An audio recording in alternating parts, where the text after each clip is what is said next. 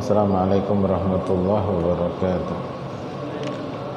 Alhamdulillahirabbil alamin wassalatu wassalamu ala nabiyina Muhammad wa ba'du.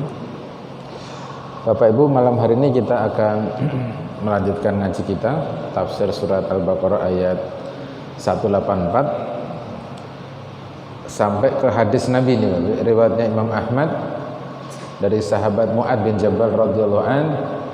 Beliau pernah berkata, ukhilatis sholah salah satu akhwal. Sholat itu buat saya pernah diganti tiga kali. Wa ukhilatis siyam salah satu akhwal. Puasa juga pernah direnovasi, berubah selama 3 kali.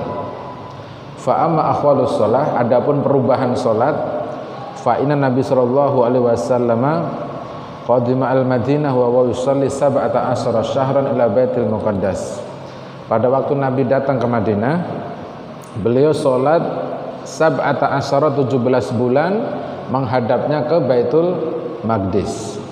Kemudian Allah Subhanahu wa taala berfirman, qad nara taqalluba wajhika fis sama'i falanuwalliyannaka qiblatan tardaha. Fawajahallahu ila Makkah hadza haul awal.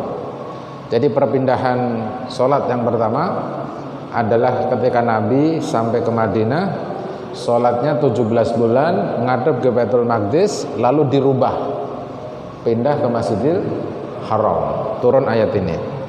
Kemudian wa kanu yastami'una li sholatin wa yu'dinu biha ba'duhum ba'dan hatta naqasu awqatu yanqasun summa inna rajulan minal ansar yuqalu lahu Abdullah bin Zaid bin Abdur Rabbah ata Rasulullah faqala ya Rasulullah inni ra'aitu fi ma yaran naim walau qultu inni lam akun naiman la sadaqta inni bayyana ana baina naim wal yaqdah idza ra'aita sahsan alaihi saubani akhdarani fastaqbilal qiblah faqala Allahu akbar asyhadu an la ilaha illallah hatta faragha minal azan. Summa amal sa'ah summa qala misal alladhi qala ghairah annahu yazidu fi dzalika qad qamatis shalah marratain qala rasul allamaha Bilal falyu'adzin biha fakana Bilal awwalu man azzana biha. Nah, ini yang nomor 2, perubahan redaksi azan.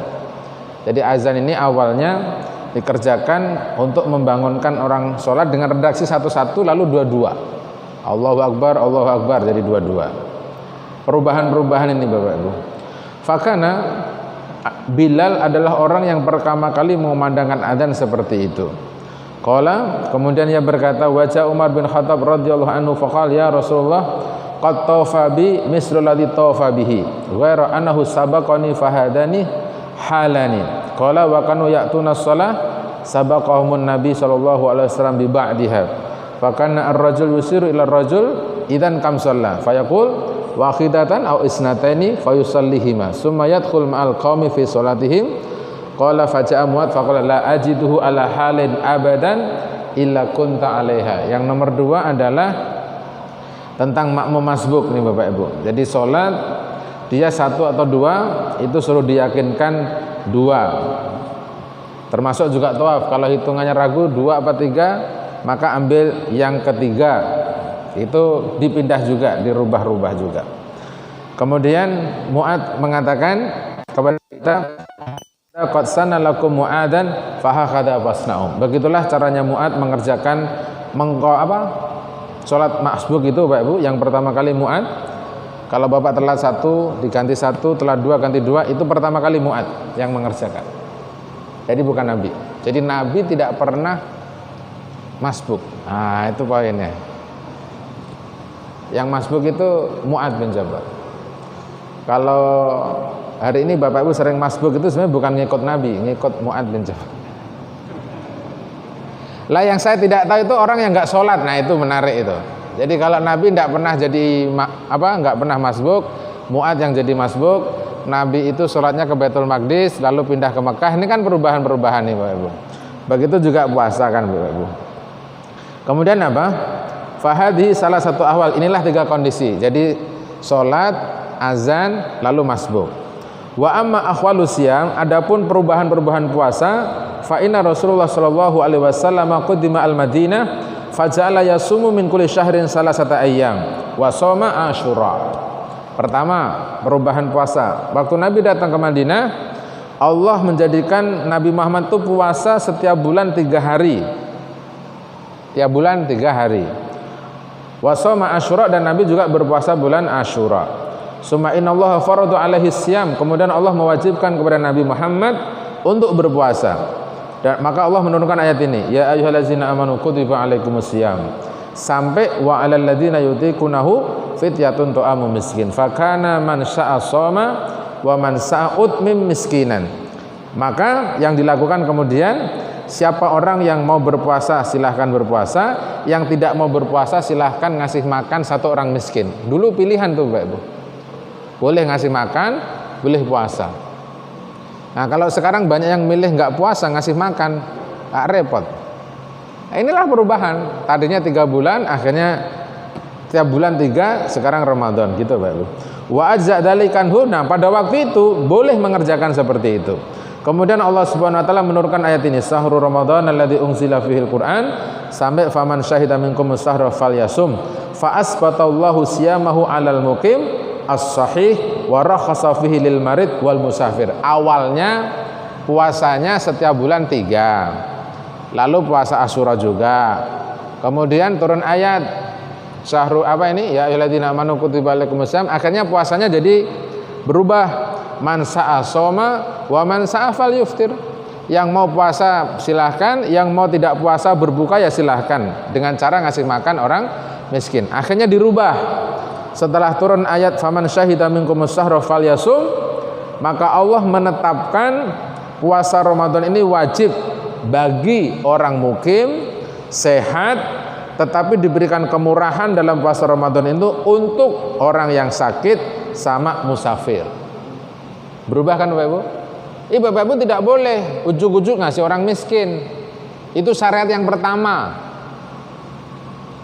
Gitu. Syaratnya sekarang apa? Ya kalau bisa puasa, afdal, lebih baik. Tetapi kan ada orang yang memang tidak bisa berpuasa faktanya Bapak Ibu. Contoh orang tua, contoh orang sakit. Kan dia memang nggak bisa puasa toh? Maka dia mutlak akan ud'im miskinan fi kulli yaum. Dia akan langsung ngasih makan orang miskin satu hari itu. Nah, ngasih makannya yang benar dikit lah Bapak Ibu. Ngasih makan ini bukan nasi warteg dibungkus, satu bungkus 10.000. Dulu ada aturannya pakai mudun, satu hari itu 1 mud. 1 mud itu kalau sekarang diliterin kayaknya 1,5 kilo. Itu gandum pada waktu itu, karena konsumsinya gandum ya. Kalau hari ini beras, makanannya orang kita ini kan bukan nggak beras tok Bapak Ibu. Yang namanya ngasih makan itu ya sampai kenyang, sampai lahap. Jadi kalau sepengetahuan saya, urusan ngasih makan orang miskin satu tuh dihitung plus dengan lauknya. Kalau mau pakai simpel ya pakai paket. Misalnya nasi padang pagi sore 1 paket 50.000 gitu ya. Ya 50.000 sekali makan. Pagi sore pakai opor ayam itu 50.000. Ya kalau padang yang pinggir jalan kan 15.000. Ya toh? Berapa? Lengkap dengan pisang dan jeruk ya. Kalau di pagi sore kan 50.000 itu kan. Ya itu tergantung. Nah, Bapak Ibu kalau konsumsinya tiap hari pagi sore ya harusnya pagi sore gitu. Sekarang kadang orang curang kok. Makanannya enak, giliran bayar fidyah itu nggak enak. Kan nggak jujur dia kan. Padahal undang-undangnya itu ngasih makan harus yang dia makan kan gitu. Wasabata. Nah, lalu ditetapkan lagi nih Bapak Ibu. Al-id'am lil kabir alladzi la yastati'u siyam.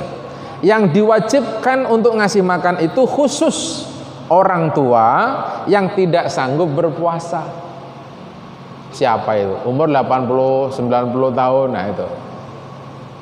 Sebenarnya dia mungkin kuat puasa ya, cuman asal duhur dia kayaknya udah azan maghrib tadi minum dia. Kayak gini-gini loh Pak Ibu. Udahlah biar dia aja nyusahin situ nih.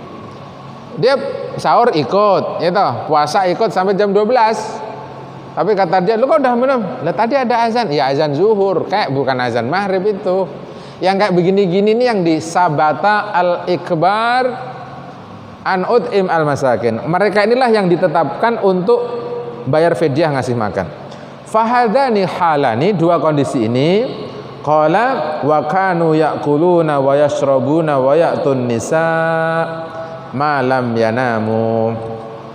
Kondisi yang nomor dua, mereka dulu itu boleh makan, boleh minum, boleh mendatangi istrinya selama belum tidur. Fa idza namu imtana'u. Ketika mereka dulu sudah tidur, maka dilarang makan, dilarang minum, dilarang mendatangi istrinya. Bapak Ibu catat nih kalimat ini. Awalnya syariatnya begitu. Puasanya Nabi sebelum hadir ayat-ayat ini, puasanya berat Bapak Ibu. Jadi makan, minum, deketin istri itu ada catatannya. Kalau belum tidur. Tadi kalau pas maghrib sudah tidur, maka habis sholat maghrib, habis sholat isya, sampai nanti subuh dia nggak boleh makan, nggak boleh minum, nggak boleh deketin istrinya. Awalnya begitu. Bapak kalau syariatnya begitu sulit kan? Sulit. Maka dirubah. Summa inna rajulan minal ansor yuqalu lahu Surmah. Kemudian ada seorang laki-laki dari orang Ansor namanya Qais bin Surmah. Karena ya'mal shaiman, dia itu kerja tapi puasa. Hatta amsa, kerjanya sampai sore. Faja'a ila ahlihi fasalla al-isya'i summa nama. Maka dia mendatangi keluarganya, kemudian dia sholat isya, kemudian dia tidur. Falam yakul walam yashrab hatta asbah.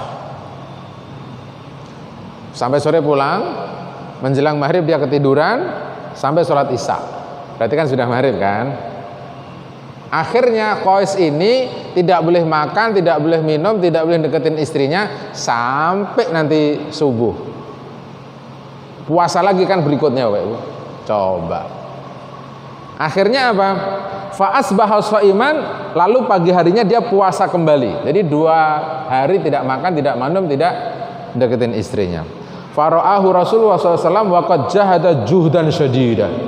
Maka Nabi SAW melihat Qais mendapatkan kesulitan yang sangat luar biasa. Jadi kalau jahada juhdan syadida itu usaha yang keras sekali, lemes kelas berat. Nah itu, lemes kelas berat itu apa ya? Jadi ngorong serius, lemes tenanan, nggak kuat ngapa-ngapain. Kalau sekarang itu orang puasa itu masih bisa goes sih Bapak Ibu. Orang sekarang puasa itu bisa goes. Kalau nggak Ramadan goesnya 2 jam, giliran Ramadan 1 jam, coba. Apa nggak hebat-hebat orang tahun 2012 tuh Bapak Ibu? 2000 berapa? 2022 ini. Keren kan? Ramadan bisa goes sih, hebat nggak itu orang? Artinya berarti kan dia fisiknya hebat.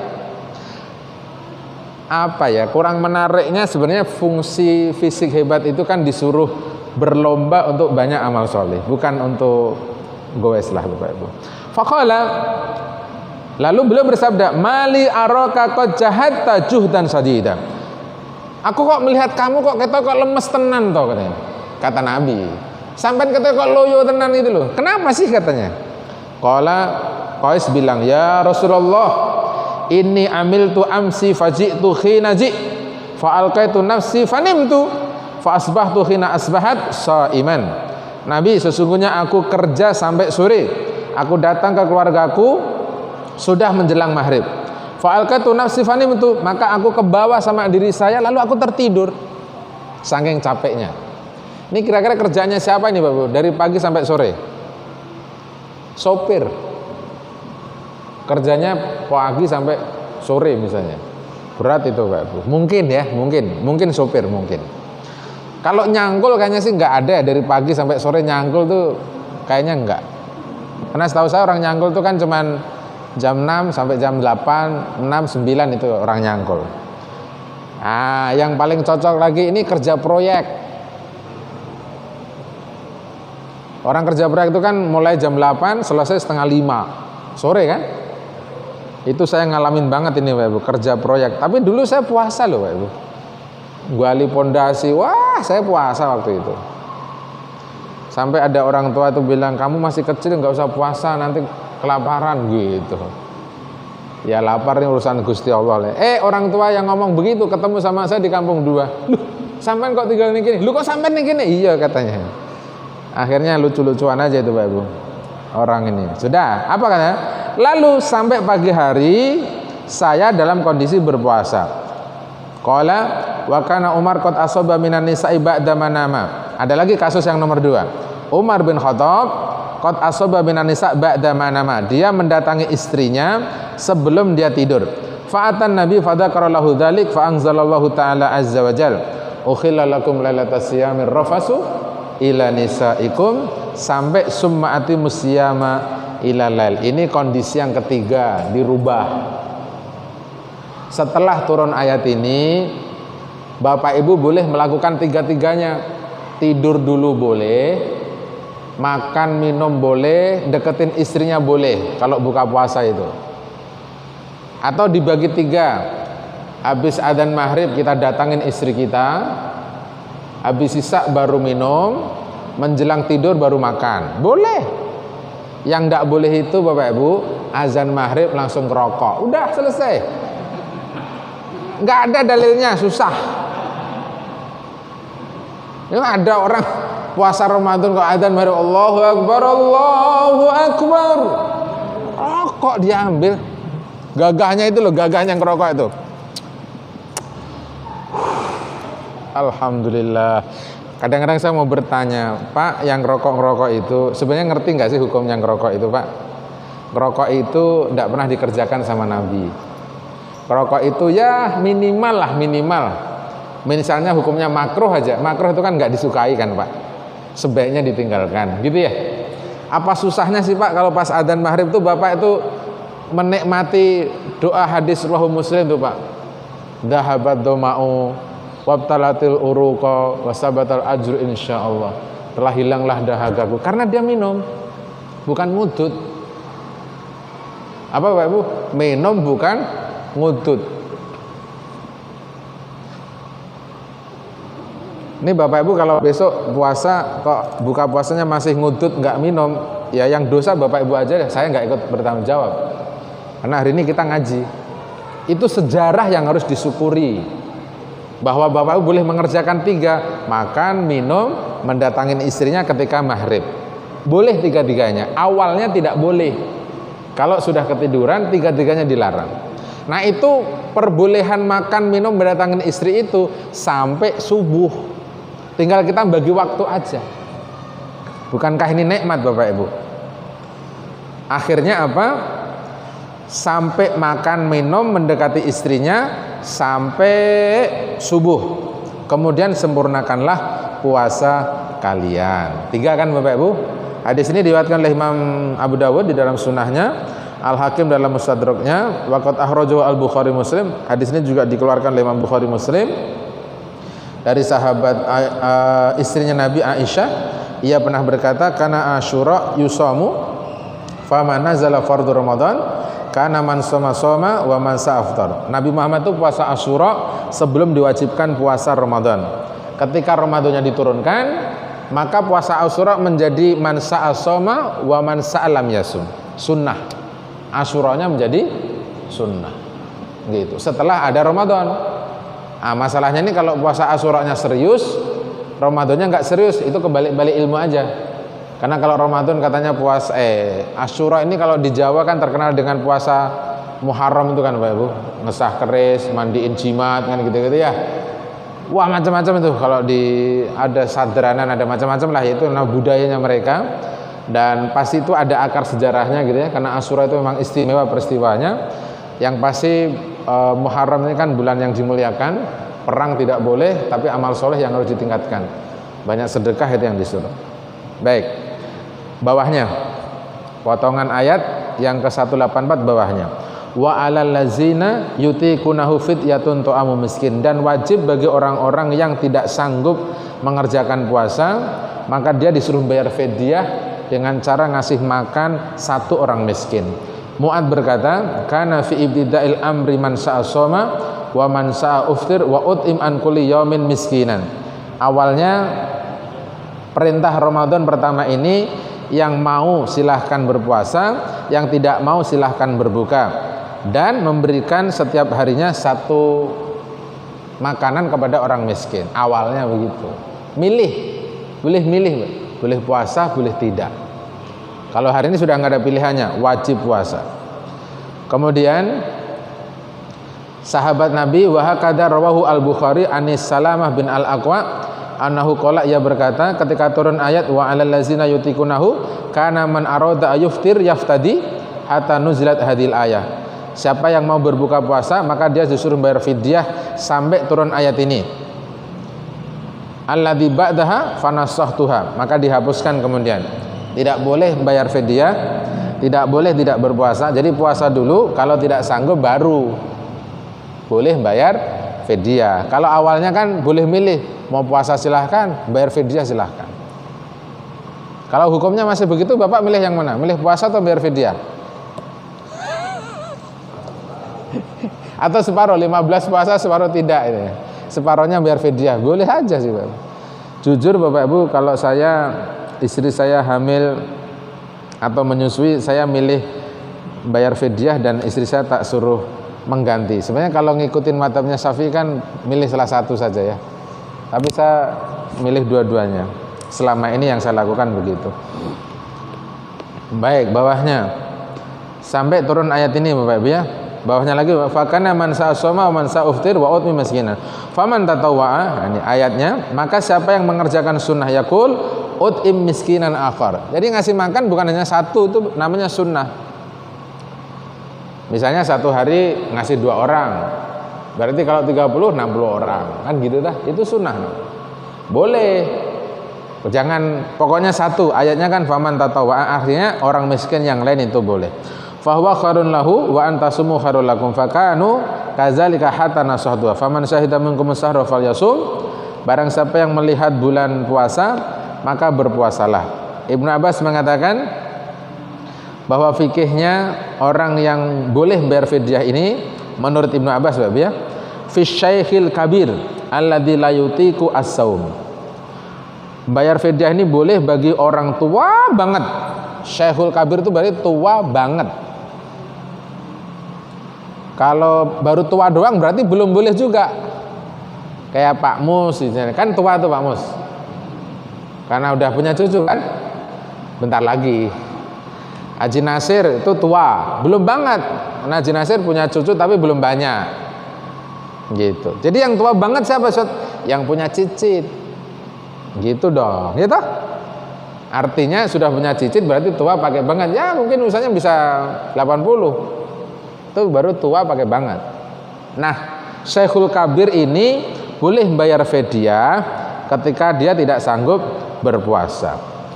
Summa za'afa farahasalahu ayut imma kana kulli yaumin miskinan.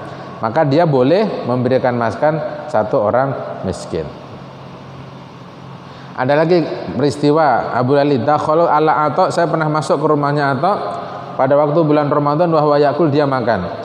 Faqala qala Ibnu Abbas nuridat hadhil ayah, diturunkan ayat ini itu fakana man sa'asoma wa man sa'uftir wa uti miskinan summa nusiqatil ula ilal kabir alfani insya'utim wa in kulla yaumin miskinan wa uftir. Jadi ayat ini turun untuk menentukan siapa yang boleh bayar fidyah dan siapa yang diharuskan untuk berpuasa.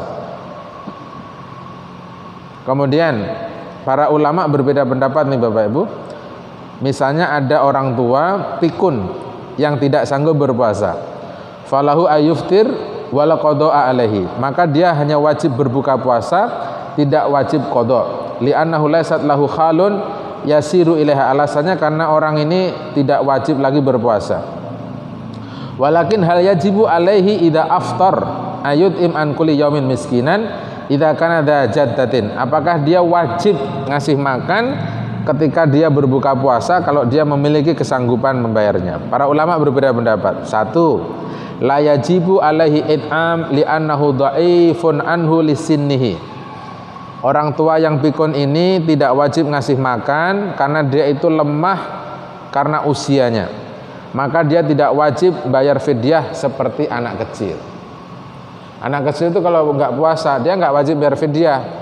Alasannya karena usianya belum sanggup. Misalnya anak umur 9, umur 7, ya belum kena kewajiban puasa. Atau puasa sampai zuhur, gitu? Ya nggak wajib qada lah Bapak Ibu. Li'annallaha la yukallifu nafsan illa wus'aha. Alasannya Allah tidak pernah memaksakan perintah kepada orang yang belum sanggup. Ini salah satu pendapatnya Imam Syafi'i. Tetapi pendapat yang diikuti oleh banyak ulama annahu yajibu alaihi fidyah an kulli yaumin. Dia diwajibkan membayar fidyah dari setiap hari sebagaimana penjelasannya Ibnu Abbas. Terus kemudian ini fikih, hati-hati Bapak Ibu harus mengingat-ingat ya, ini berkaitan dengan istrinya Bapak Ibu ini. Masalah qadha ya. Imam Al-Bukhari mengatakan, "Amma syekhul kabir idza lam yutik asyam faqad ut'im ana suba'da ma kabara aman au amani an kulli yaumin." Kalau ada orang tua banget lalu dia tidak sanggup berpuasa, maka dia disuruh ngasih makan setiap harinya satu orang, khubzan walahman wa uftir. Kalimatnya itu Pak Ibu. Ngasih makannya itu apa? Roti, daging, dan untuk berbuka puasa. Jadi ada roti, ada daging. Jadi kalau biar fidyahnya cuma beras, susah. Ini ada fidyah 30 hari diakumulasi bentuk uang, misalnya satu hari 30.000 kali 30 300 900.000 misalnya gitu. 900.000 itu harusnya amilnya cerdas. Gimana caranya ini beras fidyah sampai ke orang miskin? Ya dikasih beras mentah, dikasih minyak yang langka, gitu ya. Masa minyak langka Bapak Ibu? Ada lagi tadi pagi hari ini saya baca Menteri Perdagangan ngaku jual minyak murah ke luar negeri katanya 415 ton katanya. Loh, iki sing goblok aku apa beritane kok elek men beritane gitu. Alah mbah. Bapak Ibu punya minyak enggak? Hah? Punya? Kalau punya mbok aku dibagi. Bojoku wis entek kok minyaknya. Saya suruh nyari-nyari itu kan paling males Bapak Ibu. Udah nggak usah pakai minyak dulu lah. Besok tak beliin bandeng masak pecak. Kan nggak pakai minyak. Kita bakar pakai gas. Beres kan? Nggak usah pakai minyak dulu lah. Baik Bapak Ibu. Jadi kalau ada uang fidyah Bapak Ibu ya, tolong dicatat betul uang fidyah itu misalnya 900.000 kan ini disuruh ngasih makan ke orang miskin. Nah, seyogyanya karena fidyah jangan dicampur aduk dengan uang yang lain.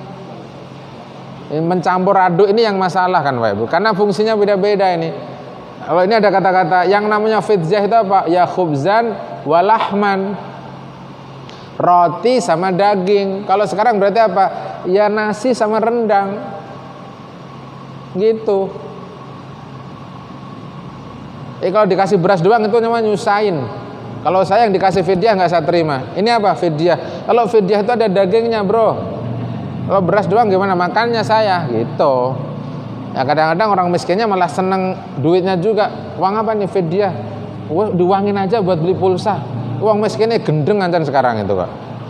Dikasih fidyah kok nganyang, malah buat beli pulsa. Ampun dah kata saya, ini piye nih fikihnya nih harus berubah kan Pak Ibu.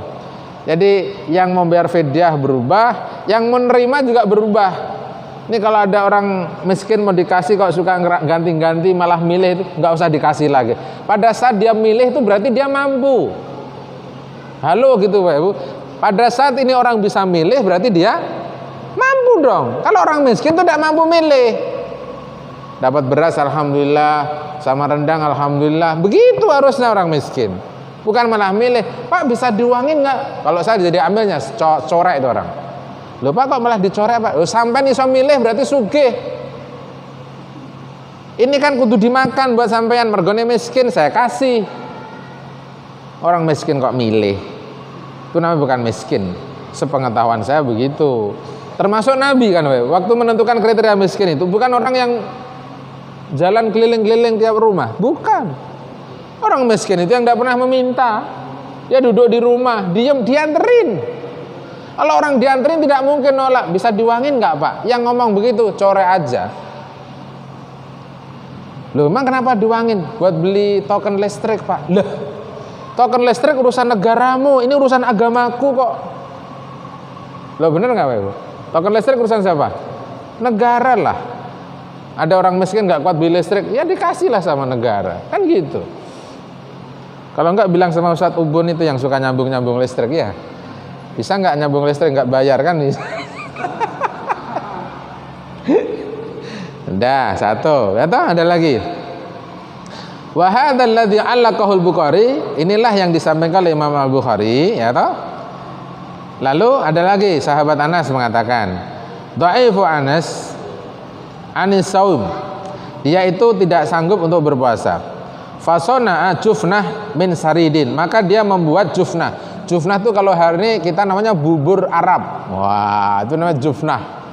Isinya insya Allah Bapak Ibu nggak suka lah, saya juga nggak suka ini jufnah.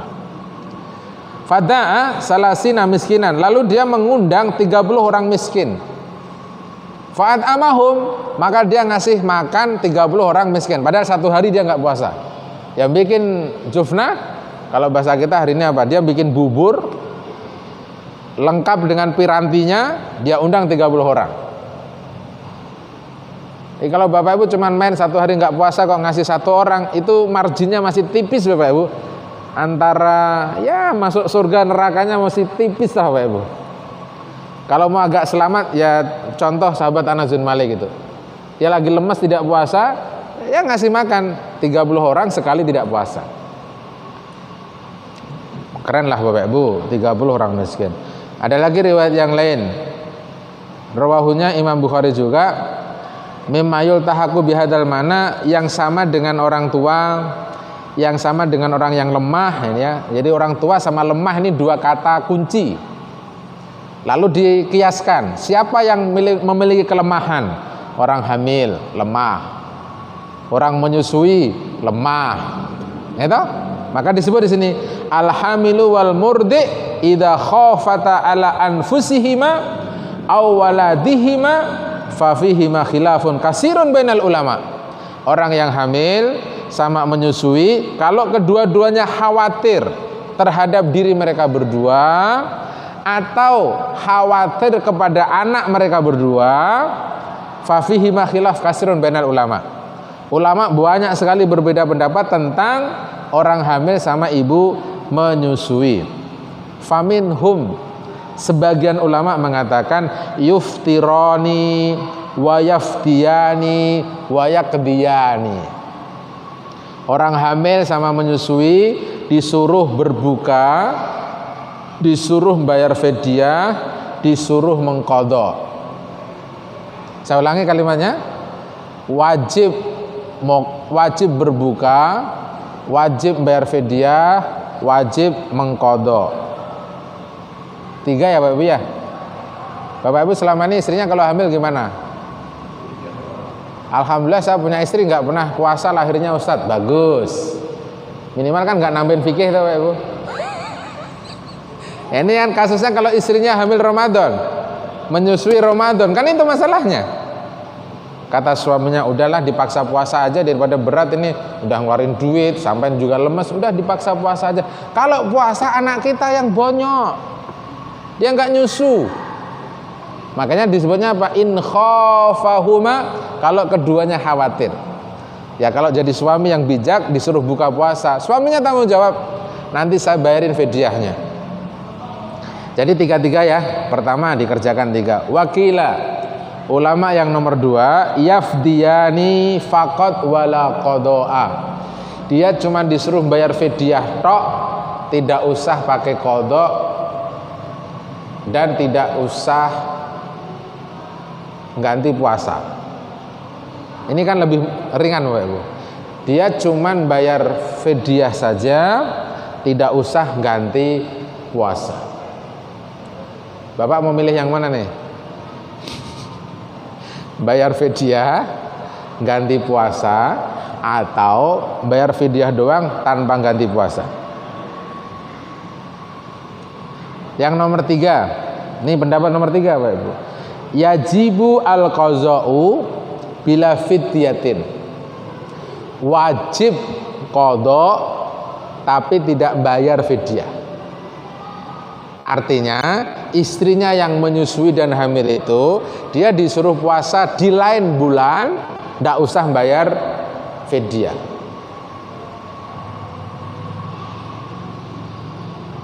Mana tadi?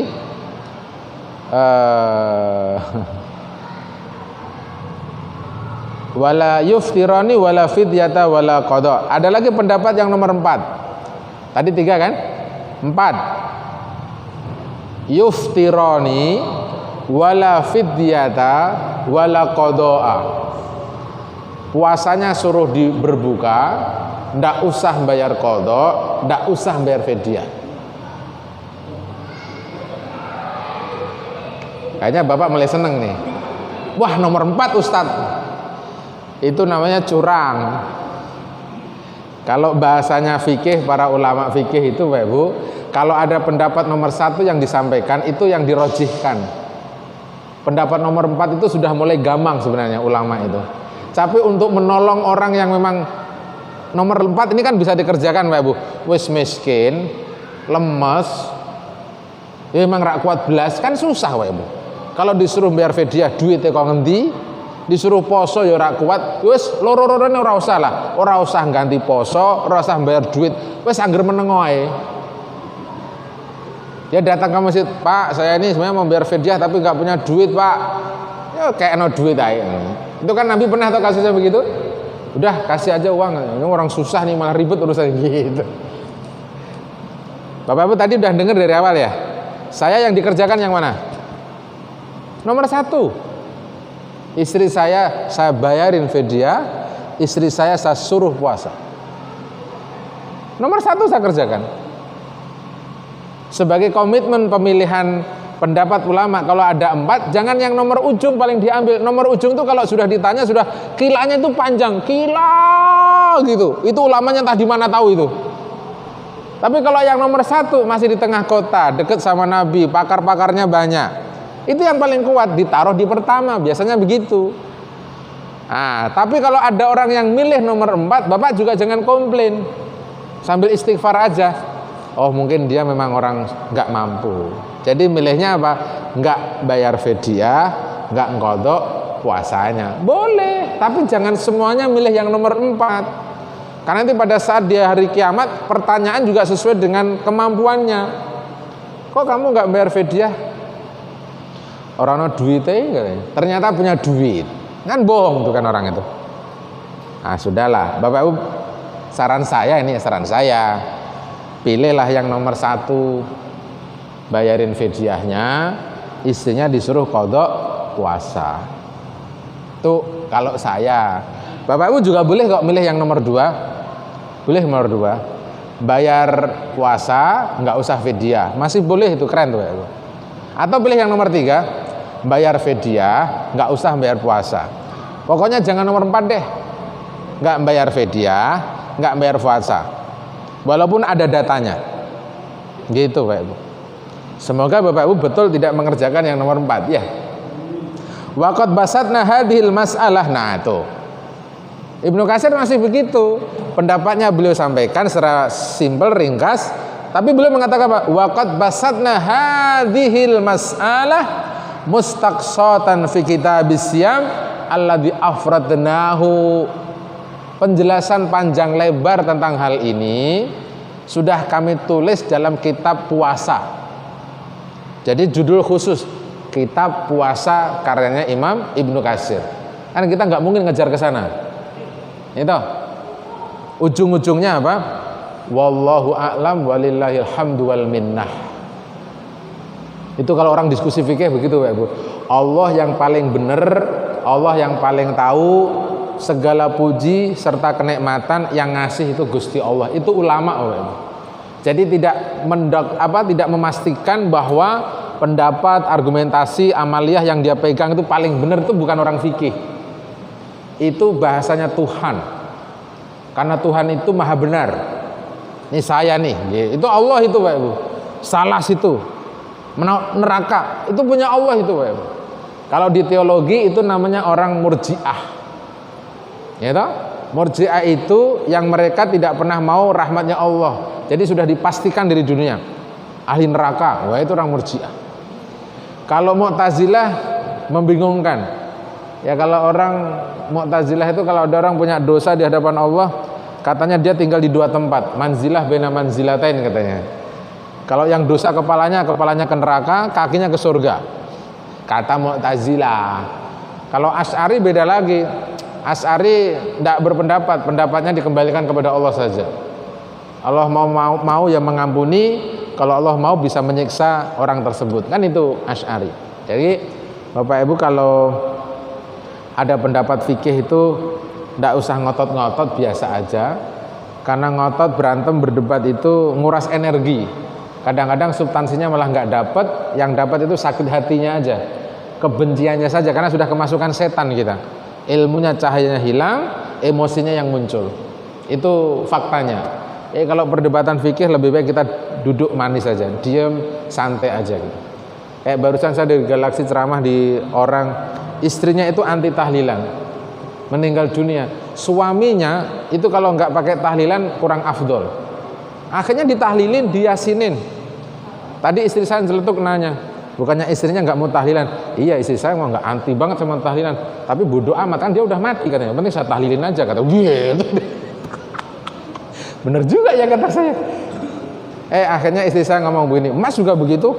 Nanti kalau Mas meninggal pakai wasiat-wasiat, jangan tahlilin aku, jangan yasinin aku gitu. Nanti saya yasinin, saya tahlilin, kan sampai udah mati. Mau bangun gitu. Iya juga ya, nggak perlulah wasiat-wasiat ya. Loh, ada loh Bapak Ibu yang wasiat begitu. Pokoknya saya kalau mati jangan ditahlilin katanya. Jangan diyasinin. Tapi dikubur enggak? Ya dikubur. Kalau saya dibalik nih, saya nguburnya males. Maunya cuma bacain doa doang gimana katanya. Ya nggak boleh lah, harus dikuburin. Ya kalau kubur ngikut saya berarti